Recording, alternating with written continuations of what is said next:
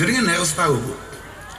Tahun kemarin itu ada kejadian menarik, di mana kebetulan KSF tahun kemarin adalah KSF yang dimulai pertama setelah COVID, iya tuh Pak? Iya kan? Setelah COVID kan? Kemudian izinnya sangat sulit untuk diturunkan. Tahu apa sebabnya?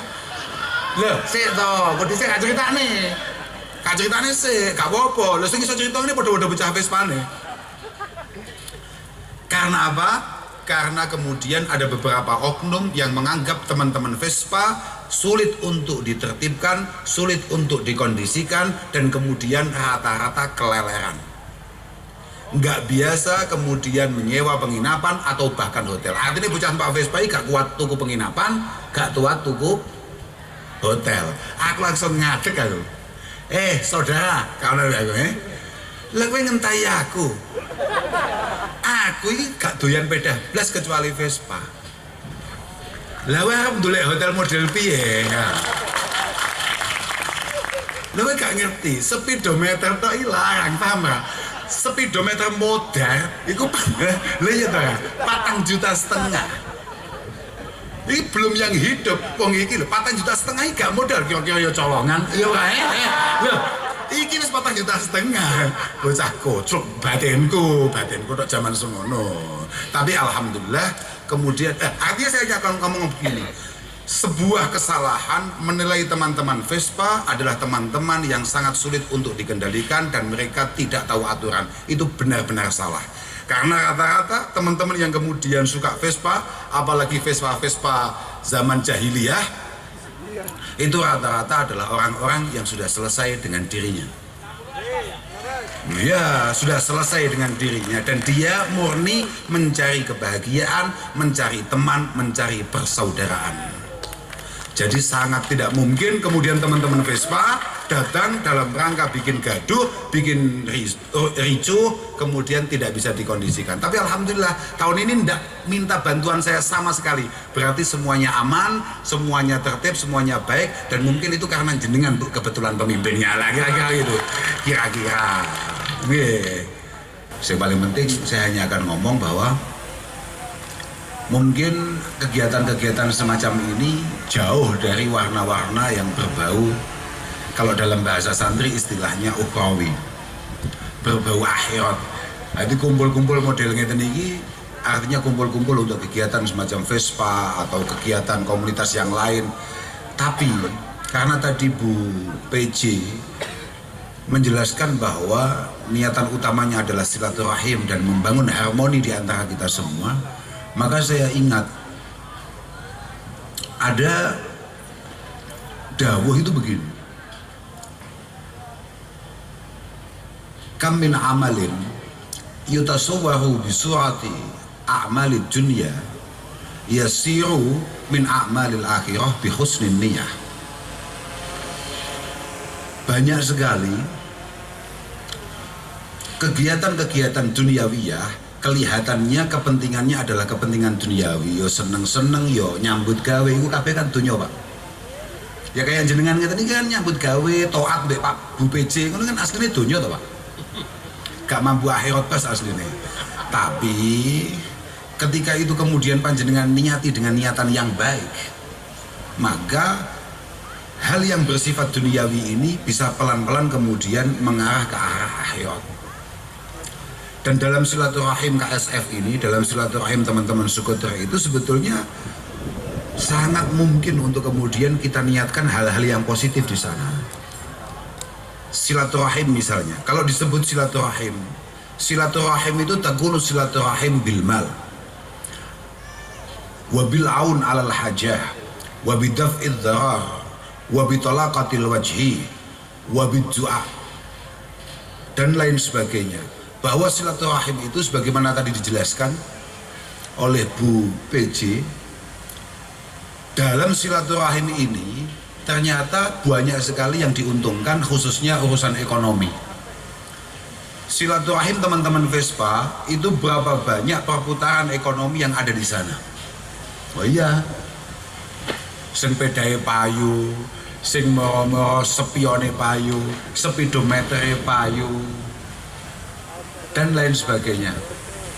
utawa ket winginane golek utangan gak entuk-entuk mergo ketemu kabeh kanca-kancane dina iki entuk utangan. Oh, bagus. Itu namanya bilaun alal hajah. Kan gak pantes Rene tumpakane GS diutangi gak gelem. Nah, iya toh. Lah lek tumpakanmu mek pedah apa kuwi? Wingi di hadiahane PX itu PX mang tim pencari hutang. Loh, lah iya toh. Saiki pedahmu katakan kaya pedahe Om Ruli, Kongo, ya pantesnya kan 500.000 nyekel, ya bukan? Nek diutangi koncone gak gelem berarti dia sudah melanggar syarat-syarat silaturahim, Pak. Mohon maaf, Pak, ya. Mohon maaf itu. Loh, iya, Pak. Wabi talaqatil wajhi. Siapa tahu dengan silaturahim ini kemudian tumbuh kebahagiaan di antara kita semua. Moga-moga setelah silaturahim ini kebahagiaan, kemudian kenyamanan, ketenangan ada di tengah-tengah kita semua dan lain sebagainya. Kalau niku wau teng dalan niku mikir. Tadi saya mulai di jalan itu sebetulnya sudah mikir. Saya nanti kalau ketemu teman-teman Vespa mau ngomong apa ya? Yang seneng-seneng apa yang menyedihkan? Akhirnya malah saya kepikiran saya mau menceritakan azab Allah Subhanahu wa taala.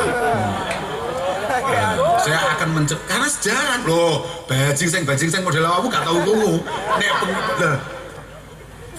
saya itu kamu itu kan selalu cari kiai, cari ustadz, cari gus atau siapapun yang kira-kira di telinga kamu itu selalu terdengar Allah itu maha ampun, Allah itu maha murah, Allah itu maha pemaaf, Allah itu sangat mudah untuk kemudian melupakan, menghapus dosa-dosa yang kita lakukan.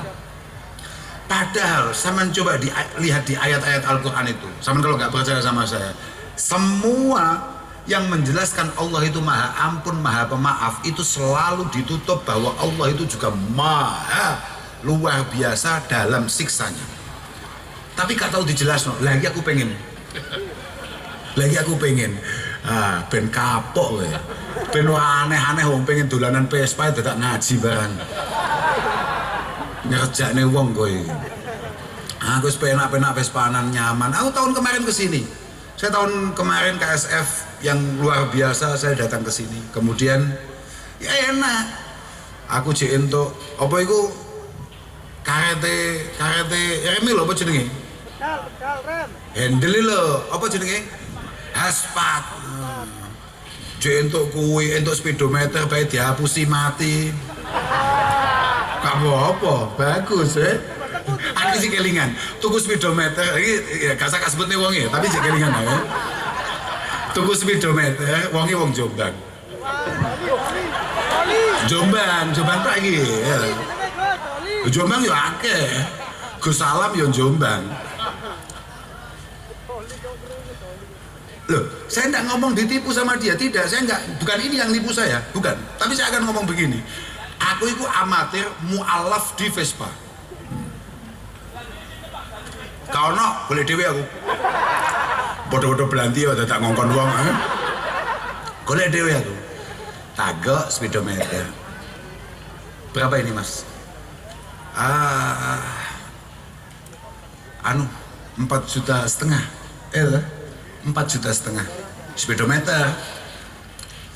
Muap gak itu? Hidup gak itu?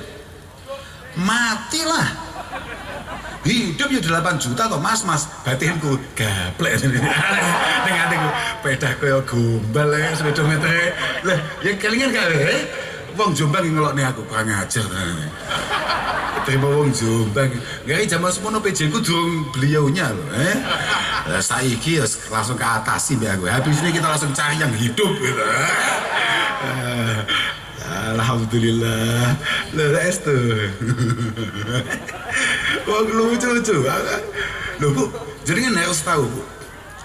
Tahun kemarin itu ada kejadian menarik, di mana kebetulan KSF tahun kemarin adalah KSF yang dimulai pertama setelah COVID, iya tuh, iya kan? Setelah COVID kan, kemudian izinnya sangat sulit untuk diturunkan. Tahu apa sebabnya? Loh, sih toh, kok saya nggak cerita nih. Kak ceritanya sih, gak apa-apa. Lalu sing iso cerita ini pada bocah Vespane. Karena apa? Karena kemudian ada beberapa oknum yang menganggap teman-teman Vespa sulit untuk ditertibkan, sulit untuk dikondisikan, dan kemudian rata-rata keleleran. Nggak biasa kemudian menyewa penginapan atau bahkan hotel. Artinya bocah Pak Vespa gak kuat tuku penginapan, gak kuat tuku hotel. Aku langsung ngadeg aku. Saudara, kalau aku kowe ngentai aku. Aku ini gak doyan sepeda blas kecuali Vespa. Lah wae arep ndolek hotel model piye? Lah wae gak ngerti, speedometer tok ilang, paham ra? Speedometer modal iku lha ya ta, 4,5 juta. Ini belum yang hidup, wong iki lho 4,5 juta iki gak modal kira-kira ya colongan. Ya wae. Lho, iki wis 4,5 juta. Bocah kocok batinku tok zaman semono. Tapi alhamdulillah kemudian artinya saya akan ngomong begini.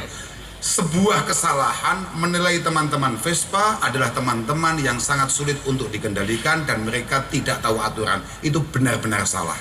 Karena rata-rata teman-teman yang kemudian suka Vespa, apalagi Vespa zaman jahiliyah, itu rata-rata adalah orang-orang yang sudah selesai dengan dirinya. Ya, sudah selesai dengan dirinya dan dia murni mencari kebahagiaan, mencari teman, mencari persaudaraan. Jadi sangat tidak mungkin kemudian teman-teman Vespa datang dalam rangka bikin gaduh, bikin ricuh, kemudian tidak bisa dikondisikan. Tapi alhamdulillah tahun ini tidak minta bantuan saya sama sekali. Berarti semuanya aman, semuanya tertib, semuanya baik, dan mungkin itu karena jenengan kebetulan pemimpinnya lah, kira-kira gitu. Kira-kira. Aku sih apa? Cocok Bu. Berarti jangan cocok jadi warga Kediri Bu. Loh iya, artinya apa? Bahwa Kediri memang semenarik itu, kulinernya seenak itu. Kemudian bobot beliau pada akhirnya meningkat. Bagus, gak apa-apa. Wong kula nggih Bu, kula piyambak muda kaum wadah. Alhamdulillah. Isi dan terangin neraka apa kae? Apa?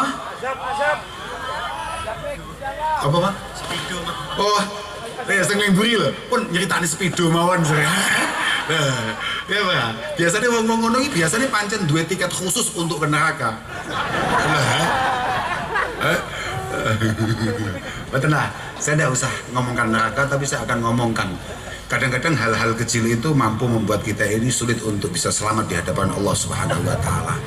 Wah kan saya sudah bilang, tadi kan saya sudah ngomong bahwa saya yakin jenengan-jenengan yang hari ini kebetulan menjadi penghobi Vespa, apalagi menjadi penghobi Vespa kuno, adalah orang-orang yang rata-rata sudah berkeluarga, rata-rata sudah bekerja dan lain sebagainya.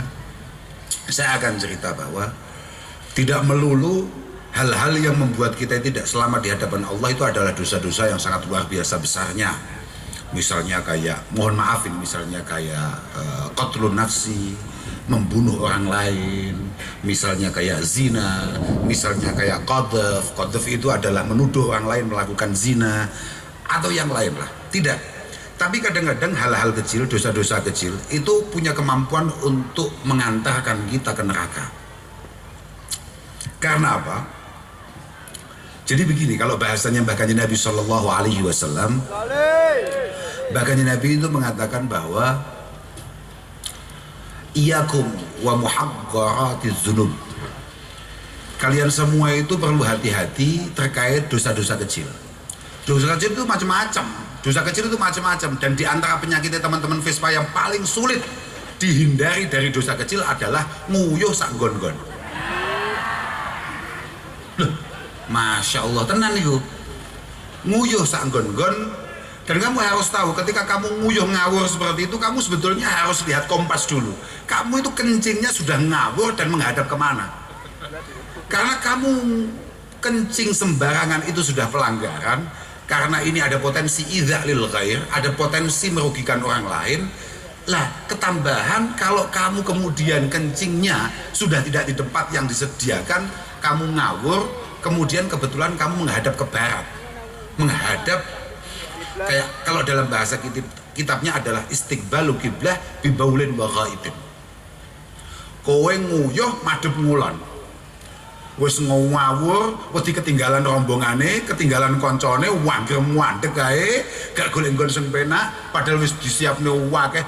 Seluruh Indomaret itu kamar mandi kita. Aku mbek awakmu ki padha, aku mampir masjid ora mergo arep itikaf, nguyuh. Dan itu bebas. Kamu boleh masuk. Makanya aku paling geding, paling sedih nek ono masjid moro-moro ditutup, dikunci dengan alasan macam-macam. Gak aman. Salone gampang hilang. Tenang ae wong kota amal Jumat mlaku lho. Gitu. Dan masih ada gudang garam dengan sekian banyak zakatnya tadi itu, ya. Ngapain masjid sampai ditutup yo? Mana aku gumun. Aku mau jadi gak patek cocok ambek saudara ketua bea cukai. Kalau jenengan semua tidak bayar pajak, maka acara-acara kegiatan-kegiatan seperti ini, kumpul-kumpul Vespa-Vespa, pengajian tidak bisa dilakukan oleh gudang garam apa-apaan. Masa gak mampu, Made? Apa-apaan? Mampulah, nyapa tuh gak mampu Kediri kok. Kediri pajake tahu tok iso tinggi ngatasi ngene. Apa-apaan? Masa kita, tapi enggak lah, bagus itu. Aduh, lagi ada contoh dosa-dosa kecil adalah hal-hal yang kadang-kadang setiap hari kita lakukan dan kita tidak merasa bahwa itu adalah sebuah kesalahan. Contoh mana misalnya kiai yang gitu gak duwe dosa, wakeh kiai, aku daripada ngerasani wong kan mending ngerasani kiai sing aku sodok setengah kiai. Contohnya adalah al-imamah liman yakrahuhu imamatul mar'i liman yakrahuhun nas, bahwa di antara dosa kecil yang sering dilakukan oleh tokoh agama ini Pak, bukan tokoh sekda, adalah imamah liman yakrahuhu. Ketika dia maju ke depan sebagai imam masjid misalnya, padahal dia tahu bahwa makmumnya itu sebetulnya sudah nggak cocok sama dia, nggak senang sama dia, tapi dia tetap nggak mau digantikan, harus tetap berada di depan. Itu contoh, itu dosa-dosa. Bocah-bocah ini paling dosane apa ya, dosa cilik sering ngelakoni apa? Kowe tahu gak ngelamar gadis yang dilamar orang lain? Kita kok gak gitu ya? Lihat dulu wajahmu, aduh, repot. Repot. Gak mungkin itu. Mereka di antara contoh ya, dosa-dosa kecil adalah melamar gadis yang sudah dilamar orang lain. Khidbatul mar'i ala khidbati akhi. Ketika seseorang melamar orang yang sudah dilamar orang lain. Ini duduk melamar pacar orang ya. Kalau itu halalan thayyibah. Halalan thayyibah. Karena hanya orang tolol yang kemudian merasa cocok dengan seseorang tapi tidak berani bertanggung jawab untuk kemudian segera melamarnya. Harus ada yang menyalip dengan tanpa rating. Loh iya toh, setuju ora? Pak Mas enggak, saudara Iwan. Lah iya, saiki ana bocah wedok dipacari 5 tahun gak dirabi-rabi. Kemudian ada laki-laki datang dengan segala keseriusan dan kesiapannya untuk bertanggung jawab, maka laki-laki yang kedua ini tidak melakukan dosa dalam rangka melamar itu bagus, malah untuk sunnah. Iya bagus itu, mengenang kabeh bocah-bocah. Gak cocok kabeh, makane penak-penak jogetan malah ngejak ngaji. Tapi yang ngono kuwi contoh-contoh. Lah, hal-hal kecil seperti itu, kuatalah misalnya kaya hajunas li ghairi udrin syar'iyyin, nesoni wong, nyatu wong, gak cocok ambek wong karena tidak ada udzur syar'i di sana. Atau kemudian kasirul khusumah, senengane debat, senengane engkel-engkelan, gegeran, dan lain sebagainya. Ini semuanya sebetulnya dosa kecil yang sangat mudah untuk kemudian kita tobati. Kita mintakan maaf kehadiran Allah Subhanahu wa taala. Tapi dawuh Mbah Kanjeng Nabi, iyakum wa muhaqqaratidz dzunub. Kamu itu harus hati-hati dengan dosa-dosa kecil yang kamu sendiri sebetulnya nggak begitu merasa bahwa itu adalah sebuah kesalahan. fa innaha tajtami'u 'alal 'abdi hatta tuhlikahu. Karena bisa jadi itu adalah dosa kecil. Mungkin di antara kita jarang yang pernah membunuh. Mungkin di antara kita tidak pernah melakukan perzinahan. Tapi awake dhewe istiqomah rutin untuk kemudian melakukan dosa-dosa atau kesalahan-kesalahan kecil. Dawuh Kanjeng Nabi, kamu harus hati-hati karena bisa jadi itu kecil, tapi kalau terus menerus pasti akan menjadi banyak. Maka di hadis yang lain Kanjeng Nabi dawuh, iyyakum wa muhaqqaratidz dzunub fa inna masalu muhaqqaratidz dzunub kamasali qaumin nazalu fi batni wadin ja'adza bi'udin wa dza bi'udin. Dosa-dosa kecil itu perumpamaannya itu kayak sebuah komunitas yang setiap hari orang itu kemudian datang membawa satu butir kayu bakar yang kemudian ia bakar. Oke, satu butir kayu bakar tidak mungkin mampu membakar kota Kediri, misalnya begitu. Tapi ketika semuanya kemudian urun kayu bakar sitok sak kota Kediri, kalau yakin pemadam kebakaran yang disediakan oleh gudang garam tidak mampu memadamkan itu. Nah, ngono lho maksudnya. Makanya hal-hal kecil yang kurang baik moga-moga pelan-pelan bisa mulai kita tinggalkan, mulai kita hindari. Karena gini Pak ya, saman kak kei rahasianya Pak. Sebetulnya orang dosa itu normal-normal saja. Orang melakukan kesalahan itu ya normal-normal saja. Saya di mana-mana selalu ngomong bahwa innal mu'min man khuliqa mufattanan tawwaban nasiyan idza dzukira dzakara. Bahwa seorang mukmin sejati adalah orang yang memang desain awalnya itu mudah salah, kemudian mudah tobat, tapi salah lagi. Jadi pagi salah, siang tobat, sore melakukan kesalahan yang sama, mengulang lagi kesalahannya. Memang begitu. Tapi bahwa dosa itu akan menjadi sesuatu yang benar-benar bermasalah kalau kemudian kita remehkan. Makanya kalau dalam kitab-kitab kita, dalam keyakinan para santri menyesuaikan dengan apa yang disampaikan oleh kitab-kitab itu, bahasannya adalah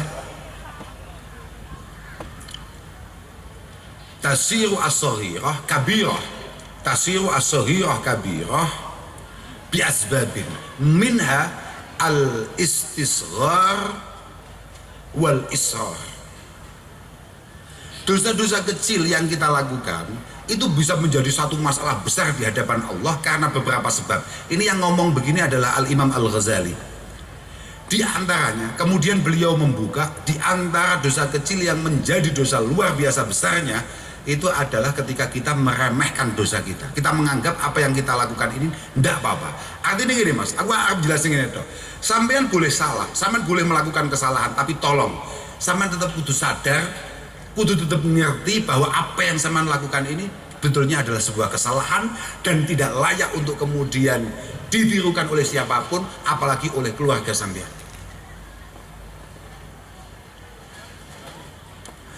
Makanya dalam kitab kita juga dijelaskan mawasolaman wasol illa bil hurmah wa masaqata man saqat illa bitarkil hurmah. Orang itu bisa selamat, bisa sukses itu karena menghargai. Orang itu bisa gagal, bisa jatuh karena ketika dia sudah tidak mampu menghargai. Dalam hal dosa itu yang harus kamu hargai Allah Subhanahu wa taala. Allah Subhanahu wa taala. Ala taro annal insan la yakfuru bil ma'siyah walaki yakfuru bitarkil hurmah. Di antara kita satu pun tidak ada yang akan kufur dianggap menyekutukan Allah Subhanahu wa taala karena melakukan dosa. Apapun itu dosanya. Tidak ada. Semuanya potensinya dimaafkan oleh Allah Subhanahu wa taala. Tapi kita bisa dianggap kufur ketika kita menganggap bahwa dosa-dosa yang kita lakukan adalah hal yang normal, yang biasa-biasa saja, atau bahkan enggak apa-apa. Makanya ini terakhir nih, mantu ini mulai loh, bukan mulai deh, aku pengen dulan-dulan, pengen dulu jadi orang apa. Nah aku harap cerita, sampean kudu ngati-ngati tenan. Artinya aja sampai awakmu nyepelekne pangeran. Iki ngono tenan nih. Ini dawuh Abdullah bin Abbas. Abdullah bin Abbas salah satu sahabat dan juga saudara Rasulullah Muhammad Sallallahu Alaihi Wasallam yang sangat beliau cintai. Beliau mengatakan, ya sahibat dzanbi, la ta'mananna su'a akibatihi. Para pelaku dosa. Siapa pelaku dosa di antara kita semua? Ya kita semua ini. Mana di antara kita yang tidak melakukan dosa di setiap tingkatan masing-masing? Saya, jenengan, nopo sing paling ganteng niki saudara Iwan sebagai humas gudang garam. Enggak lah. Kita semua ini banyak dosa yang kemudian ditutup rapi oleh Allah Subhanahu wa taala. Niki humas gudang garam niki nggo wonten niki. Lah, kalau cocok kalih dawuhe wau niku. Kalau jadi wau badhe jawab. Gus Kausar, Bu, mohon maaf Bu. Memang syarat rukune dadi kiai ini kudu ganteng Bu. Ngapunten Bu, saestu. Artinya bukan masalah jadi kiai tok. Artinya menjadi tokoh itu memang kudu rada ganteng. Loh, semakin dia kemudian bermanfaat di tengah-tengah masyarakat, maka lur ketampanan itu mulai tampak. Contohnya nih, ya aku nggak ketutupan majuin lo, contoh.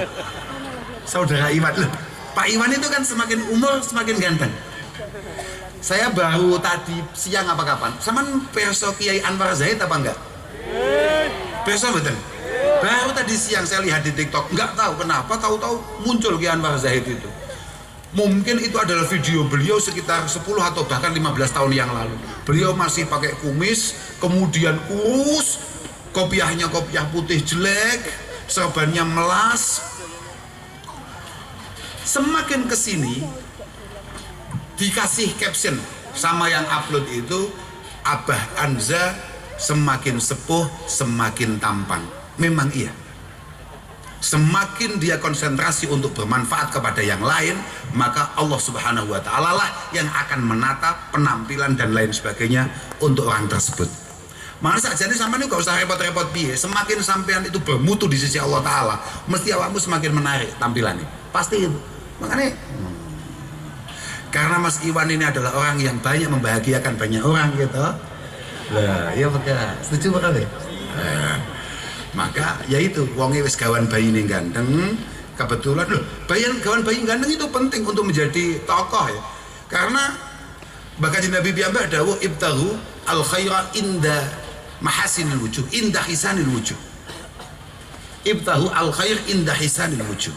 Kamu itu kalau berharap akan kebaikan, tolong cari orang-orang sing memang gawan bayine rodok bagus-bagus, rodok ganteng-ganteng, rodok cantik-cantik. Iya no Pak, kadung ganteng terus pelit piye? Bahaya Pak, lho, nuwun sewu lho Pak. Kan bahaya loh, iya Pak. Dia akan mempertahankan harga diri kegantengannya dengan loman Pak. Loh, dia betul Pak Anan. Harus no, lo piye toh? Makanya aku ya cocok mau. Kantor saya malah ngomong nih malah lali kayak ngomong nih Iwan. Tapi ojo kabeh monten ning KSF loh Pak. Acarane ode jakeh loh. Lo jelas nih. Oh iya, mumpung saya masih ingat ini, teman-teman Vespa nanti akan kita undang untuk ikut meramaikan acara Pras 1 Abad Pondok Pesantren Al-Falah Pelosok. Pokoknya nanti secara khusus akan saya mintakan kepada PJ Wali Kota untuk membelikan satu Vespa untuk hadiah kalian semua. Iya benar. Ojo sampai pindah ke Kediri durung zakat. Jangan sampai. Lah beliau sudah, waduh jangan Bu, harus ada itu Bu. Lah wajib nih Bu. Ben kapok, iku mau nyapo kok. Pokoknya nanti di bulan Desember, Ibu sudah nggak ada itu, Ibu ya? Di bulan Desember Ibu masih nggak? Masih ya? Oh masih, alhamdulillah, aman Vespa mudul. Tenang Ibu. Nanti di bulan Desember, di akhir bulan Desember, insya Allah Pondok Pesantren Al-Falah akan mengadakan banyak acara. Di antaranya adalah apa itu namanya, reading bareng, sarungan, senggak duwe sarung nyilih, nek kita gak bisa nyilih, sembuh nyikat kayak sobat terserah, sarungan. Nah, nanti akan ditata oleh Pak Anang dan kawan-kawan rutenya. Sak terus ini penting ini mau ngomong nih, bocah-bocah kudu ngati-ngati tenan bahwa lama yadba'u minadz-dzambi, lama yadba'u adz-dzamba a'dhamu minadz-dzambi. Saman kudu sadar ya, setiap kesalahan iku mana Pak. Sampeyan sekali bohong misalnya, kamu membutuhkan kebohongan yang lain untuk mengamankan kebohongan yang pertama. Setiap kesalahan iku mesti mana. Lah anakan dosa iku dawuh Abdullah bin Abbas jauh lebih medeni daripada dosa itu sendiri. Iya. Karena kalau kata Hasan Al-Basri, inna min iqabis sayyi'ah as-sayyi'ata ba'da. Di antara azab Allah Ta'ala ketika kita melakukan dosa adalah kita ditakdirkan melakukan dosa yang lain. Anak dosa. Wa qillatu hayaika mimman 'alal yamin wa 'alal shimal wa anta 'alal dzambi a'dhamu minadz dzambi. Ngono iki. Ketika kamu melakukan dosa, ketika kamu melakukan satu kesalahan, melakukan maksiat misalnya, mau apa aku gak ngerti, karena masing-masing dari kita itu dosanya beda-beda, karena kegiatannya ya memang beda-beda dan hobinya beda-beda. Podo-podo wong seneng Vespa, iku ono wong seneng Vespa iku semodele kaya panang ngono kuwi. Sing digawe sing elek-elek, sing api-api disimpen, enek semodele ngono kuwi. Artinya kebiasaannya memang beda-beda. Beliau mengatakan bahwa qillatu hayaika mimman 'alal yamin wa 'alal shimal wa anta 'alal dzambi a'dhamu minadz dzambi. Ketika kita melakukan dosa dan kita tidak malu bahwa kita lagi disaksikan oleh malaikat pencatat amal yang ada di sebelah kanan dan kiri kita, ya, rasa tidak malu ini jauh lebih dahsyat, lebih berat di sisi Allah daripada dosa yang kita lakukan. Masuk ora? Ben keton wae, ben gak ngundang neh, kapok mau kapan ya? Iya, mana kuwi? Jadi kamu setiap melakukan kesalahan itu pasti ada dua malaikat yang selalu akan mengawasi itu. Yang satu di sebelah kanan, yang satu di sebelah kiri. Ketika kita melakukan maksiat dan kemudian kita tidak merasa rikuh sungkan bahwa semua yang kita lakukan ini dicatat oleh mereka berdua, itu jauh lebih berat daripada dosa yang kita lakukan. Wa dhahikuka 'ala dzambi wa anta la tadri ma Allahu sani'un laka a'dhamu minadz dzambi.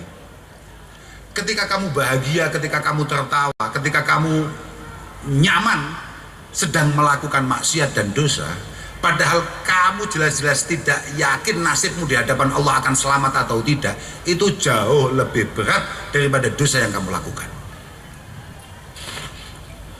Lah iki sing awake dhewe sering wa huznuka 'ala dzambi idza fataka a'dhamu minadz dzambi. Kakek contoh ini.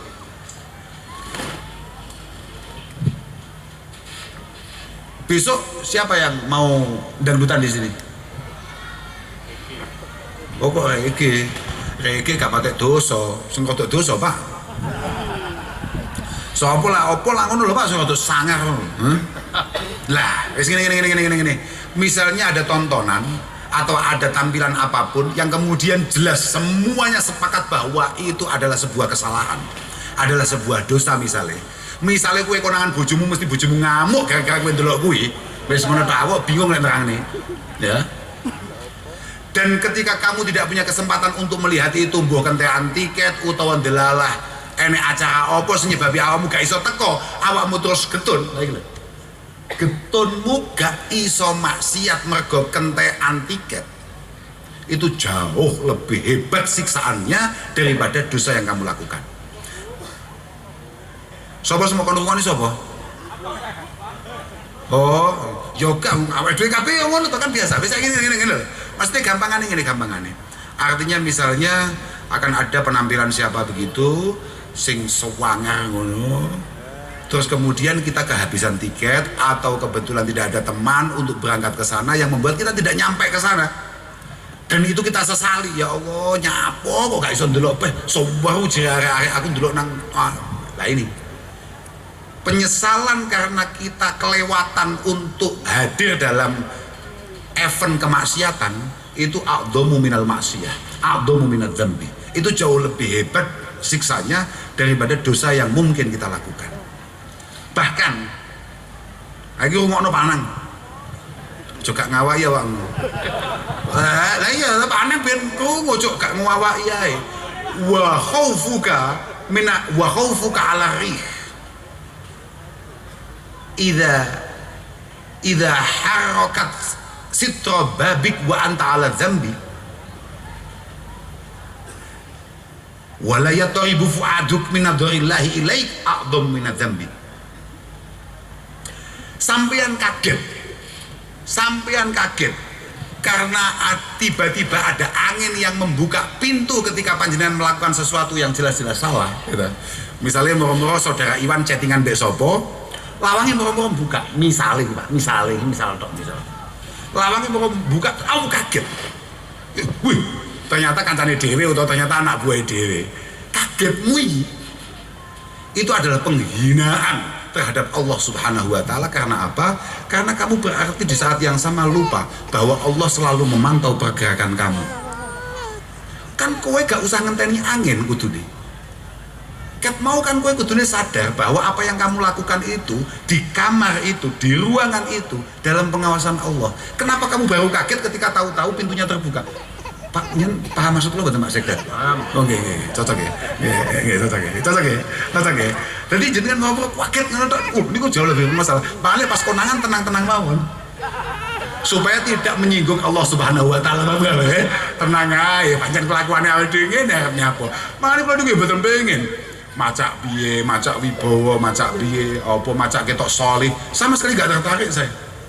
Karena macak salih itu sama dengan menipu dan memanipulasi Tuhan. Wong pangeran wis roket awal kok kelakuanmu ya apa. Maka moga-moga kita semua ditakdirkan oleh Allah untuk memiliki kesempatan untuk bertaubah, untuk kembali kepada Allah Subhanahu wa Ta'ala. Punlah kula mboten badhe matur napa-napa malih, namung ndongane muga-muga sedaya hadirin semuanya dijaga oleh Allah Subhanahu wa Ta'ala, khususnya keluargane. Muga-muga keluargane sampean dadi wong-wong sing diridani Allah Subhanahu wa Ta'ala.